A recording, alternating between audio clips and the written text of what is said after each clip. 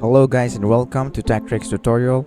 In today's video, I will show you the step-by-step tutorial on how to delete incognito history on Google Chrome in PC. So by the end of this video, you will learn how to do them.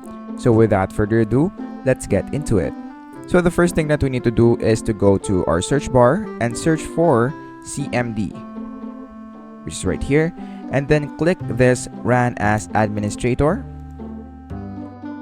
Once you do that, just put password, and then after that you will be redirected right here.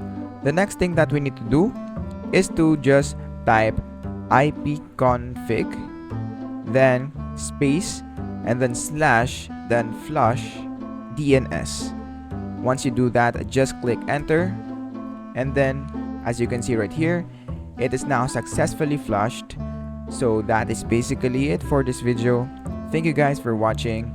I hope you learned something, and please don't forget to like and subscribe. Have a great day everyone.